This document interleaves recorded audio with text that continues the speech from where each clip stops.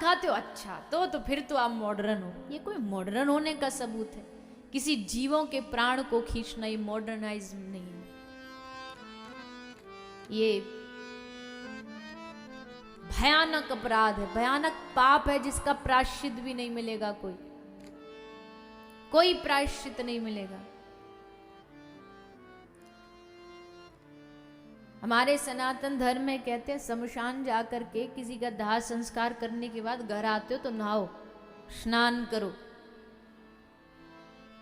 पर उन लोगों का क्या जो चलते फिरते ही शमशान है। अब किसी के पेट में अगर किसी दूसरे जीव का लाश है, शव है, तो शमशान हुआ कि नहीं हुआ? पेट शमशान में भी तो दफनाते हैं पशुओं को, तो वहां की जगह, धरती की जगह तुम पेट में दफना रहे हो, चलते फिरते शमशान हो। अपराध नहीं, यही अपराध फिर अंतिम समय में आंखों के सामने घूमेंगे, इसलिए बचिए इन सब से। तो अजामिल ने नारायण नाम लिया और अंतिम समय में इसके सामने विष्णुदूत पहुंचे, इसको एक मौका दिया, इसने भजन किया और फिर भगवान को प्राप्त किया। इसके बाद श्री सुखदेव जी महाराज कथा सुनाते हैं प्रहलाद जी की। प्रहलाद जी भगवान के एक भक्त हुए हैं, बहुत छोटी सी आयु थी। बचपन में नारद जी इनकी माता को ले गए थे अपने आश्रम, और माता के गर्भ में बैठे बैठे इन्होंने भक्ति क्या होती, भजन क्या होता, सब गर्भ में ही सीख लिया, पेट में ही सीख लिया। अब जब बड़े हुए, पढ़ने के लिए इनको भेजा, तो पिता ने सोचा हम राक्षस तो ये भी राक्षस बने, लेकिन क्या करे, प्रहलाद जी तो पिछले जन्म से भक्ति लेकर के आए हैं। अब खूब प्रयास करने के बाद भी प्रहलाद को भजन भक्ति में उससे दूर हिरण्यकश्यपु कर ना पाया। बहुत कोशिश करी, डराया, धमकाया, रास्ते से हटाने की कोशिश की, लेकिन जब एक बार भगवान के नाम का रंग चढ़ गया सो चढ़ गया, अब ये उतरने वाला थोड़ी है।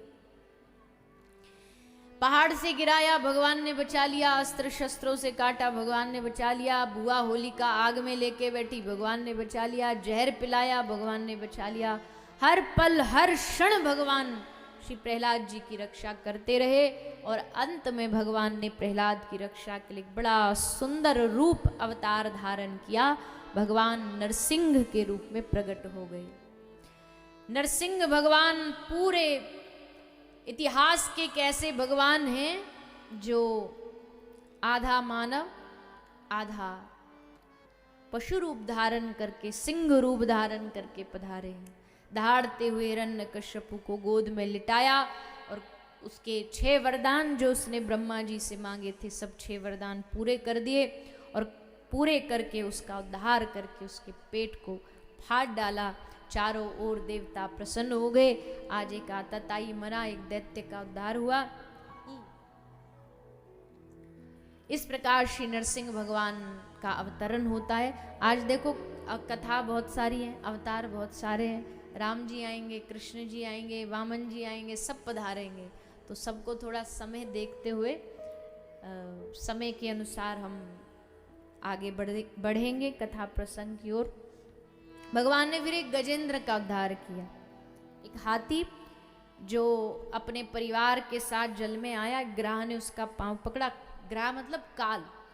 काल हमेशा जब आदमी भूला भटका रहता है ना, जब मदमस्त रहता है, तब आके काल पकड़ता है और धीरे धीरे उसको अपनी ओर खींचता है। लेकिन आदमी समझता नहीं है उस समय काल के जो प्रमाण हैं आने के, उनको बिसार देता है। गजेंद्र भी बाबरा हो गया। 1000 वर्ष तक युद्ध चला गजेंद्र और ग्राह का, और उसके बाद भगवान ने आकर के दोनों को बाहर निकाला, ग्राह का उद्धार किया, गजेंद्र पर कृपा की, गजेंद्र मोक्ष की कथा सुनाई। फिर समुद्र मंथन हुआ। समुद्र मंथन में कई सारे रत्न निकले, घोड़ा उच्चैश्रवा, घोड़ा ऐरावत, हाथी कौस्तुक मणि, शराब निकली। राक्षसों दैत्यों ने पी के मदमस्त होके मंथन करने लगे। इसी मंथन से गौ माता निकली, लक्ष्मी जी प्रकट हुई, और फिर जब धन्वंतरी भगवान अमृत का कलश लेके प्रकट हुए, तो अमृत की लड़ाई झगड़े को खत्म करने के लिए भगवान ने एक बड़ा सुंदर रूप धारण किया। बड़ा अद्भुत अवतार था भगवान का वो। सब अवतार भगवान के पुरुष रूप में हुए हैं, पर एक ही अवतार है जो नारी रूप में हुआ है। और कौन सा अवतार था? तो ताकत से बोलो ना, जोर लगा के। मोहिनी, सबके मन को मोहित करने वाली। तो अब ठाकुर जी तो वैसे पुरुष रूप में, श्याम रूप में इतने सुंदर है। सोचो जब वो नारी बनके प्रकट भये होंगे तो सबकी क्या दशा हुई होगी। सबरे राक्षस, सबरे दैत्य एकदम बावरे हो गए देख करके। अरे मोहिनी तुम तो हमारे पास आ जाओ। इतना सुंदर भगवान ने रूप धारण किया। हमारे ब्रज में कहते हैं, नंद के लाल अगर तुम होते लली तो गले कट जाते हजारों के। बोले तुम ऐसे लली बन के प्रकट भये होते तो, यदि गोरे होते तो क्या करते योगेश्वर, जब काले रंग पर ही दुनिया मर जाती है।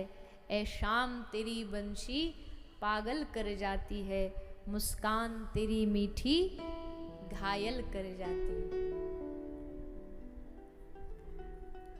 नहीं, ये तो नहीं, बहुत पुराना हो गया। अच्छा चलो कुछ दूसरा गा लेते हैं। हंस के सबका ये मन छीन ले, हंस के सबका ये मन, सखीरी मेरो राधा रमण। छीन ले हंस के सबका ये मन, सखीरी मेरो राधा रमण। मैं हमेशा कहती हूँ, जो केवल मंदिर में बस ऐसी भाग दौड़ में बस छूने जाते ना मंदिर को, तुमको कभी आनंद नहीं आएगा। मंदिर का आनंद लेना है तो वहाँ उनके मंदिर के सामने कहीं कोने में भी जगह मिल जाए, कोने में जा कर के पहले तो जाओ सामने जा कर के पहले ऊपर से नीचे तक भगवान के एक एक अंग को निहारो। रोज भगवान नया नया श्रृंगार करते हैं। और किसके लिए करते हैं? अपने लिए नहीं करते, हम लोगों के लिए करते हैं। अपने लिए थोड़ी ठाकुर जी को श्रृंगार की आवश्यकता है, हमारे लिए करते हैं कि कोई आए और बस आके कोई मेरे मुकुट को देखे और बस खो जाए इसमें, कोई मेरी करंदनी की कमर पे बंधी, हाथ में बंधे, बाजू बंद पई अपना मन हार जाए। एक हम हमेशा कहते हैं, कोई वृंदावन गया कहता मैं अपना पर्स भूल आया, कोई कहता मैं वृंदावन गया अपना बैग भूल आया, मैं अपना चश्मा भूल आया, मैं अपना वॉलेट भूल आया। पर मजा तो तब आए जब ये कहो मैं वृंदावन गया और अपना मन वहीं भूल आया, मैं अपना चित्त वहीं भूला है। अब रह रहे यहाँ पर मन वही है कि पता नहीं क्या कैसे ठाकुर जी आज सजे होंगे। आज राधा रमन लाल जी की औलाई दर्शन है, कैसा हो रहा होगा। ये सब भाव मन में जब रोज रोज उमंग पैदा होती है ना, तो भले आप गुड़गांव में रहो पर आप माने जाओगे कि आप वृंदावन में ही रह रहे। मन वहां होना चाहिए। और थोड़ी ना पैसा लगता, रोज एक बार जाके वृंदावन का दर्शन मन ही मन से कराया करो, मानसिक दर्शन। भाग भाग के राधा रमन जी हुआए, बिहारी जी हुआए, राधा वल्लभ जी हुआए, फिर बरसाना पहुंच जाओ, फिर गोकुल पहुंच जाओ, फिर रमन रेती में एक लोट लगाया हो। क्या जा रहा है इसमें? कोई थोड़ा ना पैसा लग रहा। मन से करो, मन से ठाकुर जी का दर्शन करो। आज ठाकुर जी ने क्या पहना होगा, क्या श्रृंगार किया हो। और जब मन से आदमी दर्शन करता है ना, तो घर बैठे बैठे भी पता लग जाएगा कि आज ठाकुर जी ने ये पहना होगा। बाबा सूरदास जी को दिखता नहीं था, पर जब वो एक विश्राम घाट के पास की द्वारिकाधीश जी का मंदिर है, वल्लभ कुली संप्रदाय, तो बाबा सूरदास जी पद गायन की उनको सेवा मिली थी। तो जब बाबा सूर पद गाते थे ना, तो उस पद में ये बता देते थे आज भगवान ने कौन रंग का कपड़ा पहना है। श्वेत, तो श्वेत पद में श्वेत रंग का वर्णन आ जाता, सफेद, लाल तो लाल। एक दिन जो गोसाई परिवार के बच्चे थे, विठलनाथ जी आदि, उन सब ने सोचा ये सूर कहीं हमको पागल तो नहीं बना रहा, अंधे होने का नाटक तो नहीं कर रहा, कहीं दिखता हो और नाटक कर रहा हो मैं अंधा हूं, परीक्षा लो। रोज रंग रंग के कपड़े पहनाते थे। आज क्या किया गोसाई परिवार के लोगों ने, आज ठाकुर जी को निर्वस्त्र बिठा दिया, कोई कपड़ा नहीं, गले में बस एक माला छोटी सी डाल दी और निर्वस्त्र बिठा दिया। सूर्य बाबा आए, सूर्य बाबा ने पद गाया, 2 पद गाए, 3 पद गाए, पर आज पद में उन्होंने कहीं भी कुछ भी नहीं बताया भगवान के रंग के बारे में।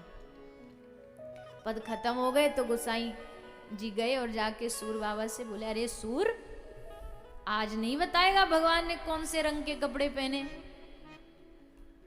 तो सूरदास जी थोड़ा सा शर्म आ गए, गले में गमछा पड़ा था, जैसे कोई नई नवेली बहू शर्माती है ना, वैसे पकड़ के ऐसे करके बड़ी जोर से शर्मा के हंसने लगे। बोले काय को शर्मा रहा है? बोले बता ना क्या पहना है आज भगवान ने। बोले पक्का बता दूं? बोले हाँ बता दे, बता। तो सूर्य ने पद गाया। कौन सा पद गाया? आज हरि देखे नंगम नंगा। आज तो ये इनकी छवि और दिनों से भी बढ़िया लग रही है। मोती माल और माही विराजत, छवि के उठत तरंगा। आज हरि देखे नंगम नंगा। आज तो महाराज एक एक अंग दिख रहा है इससे। अच्छा एक बात और समझो, ये जो ठाकुर जी का श्रृंगार होता है ना, ये ठाकुर जी की स्वरूप की शोभा बढ़ाने के लिए नहीं होता, बल्कि ठाकुर जी के अंगों की शोभा को छिपाने के लिए होता है। क्योंकि पूरा अगर देख लिया ना उनके रूप का दर्शन, तो ये काम करना बंद कर देगी। ऐसा है ठाकुर जी का स्वरूप।